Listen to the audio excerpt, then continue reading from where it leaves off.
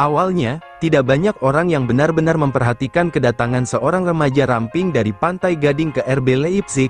Dia baru 18 tahun, belum genap setahun bermain di Eropa, dan datang dari liga yang levelnya jauh di bawah hiruk-pikuk Bundesliga. Tapi sepak bola punya cara unik untuk memperkenalkan calon bintang, bukan lewat kata-kata, tapi lewat kejutan demi kejutan di atas lapangan. Yan Diomande datang dengan wajah polos, langkah ringan, dan senyum yang tidak pernah benar-benar hilang. Namun beberapa bulan setelah debutnya, nama itu berubah menjadi bisikan yang terus bergema di tribun, kantor klub, hingga ruang rapat para raksasa Eropa. Musim ini, semuanya meledak. Dalam 3 pertandingan Bundesliga terakhir, ia mencetak 3 gol dan 3 assist, angka yang bagi pemain senior sudah mengagumkan. Apalagi bagi remaja yang baru saja ingin merayakan ulang tahunnya yang ke-19, setiap kali Leipzig menyerang, mata para penonton otomatis mengikuti gerakannya. Ada sesuatu yang berbeda, ritme kakinya lebih cepat, instingnya lebih tajam, keberaniannya seperti pemain yang sudah bertahun-tahun tampil di Liga Champions. Dan ada satu fakta yang membuat semua ini jauh lebih gila.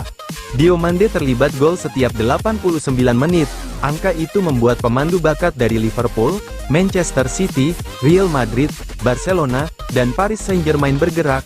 Mereka hadir di stadion dengan hoodie gelap, kamera kecil, dan ekspresi tanpa suara, hanya mengamati. Tapi mereka tahu apa yang mereka lihat, seorang pemain yang bisa menjadi sesuatu yang sangat istimewa. Sport Bild bahkan melaporkan bahwa klub-klub besar itu bukan hanya melihat, mereka menganalisis, mereka meminta rekaman pertandingan khusus Diomande, mempelajari dribblenya frame demi frame, kecepatannya saat transisi menyerang, hingga bagaimana ia membaca ruang. Semua itu dilakukan dengan satu keyakinan, anak ini bisa mencapai level Mbappe dan Dembele. Diomande bukan hanya cepat, dia berbahaya. Dia bisa berlari 30 meter dengan bola seolah gravitasi tidak menyentuh kakinya. Dia bisa menggoyang 2 bek sebelum melepaskan umpan yang memecah pertahanan. Dan saat berada di kotak penalti, ketenangannya tidak mencerminkan usianya, seakan dia mengerti bahwa sepak bola tidak cuma soal lari dan tembak, tapi tentang seni memilih momen yang tepat. Leipzig menyadari siapa yang mereka punya. Mereka langsung memagari Diomande dengan kontrak panjang sampai 2030. Tanpa klausul pelepasan, tanpa jalan murah bagi klub besar manapun.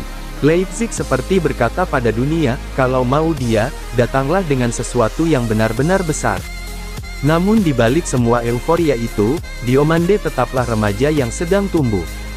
Dia pernah berkata ingin bermain seperti Vinicius Junior, bukan hanya karena gaya bermain yang mirip, tetapi karena semangatnya, eksplosif, kreatif, dan tidak pernah takut menghadapi siapapun. Dan satu hal yang membuat perjalanan ini lebih manusiawi adalah masa lalunya. Di balik senyum dan selebrasinya, ada rasa kehilangan yang ia bawa. Dia pernah berbicara tentang saudara perempuannya yang sudah tiada, sosok yang menjadi motivasi terbesar dalam hidupnya.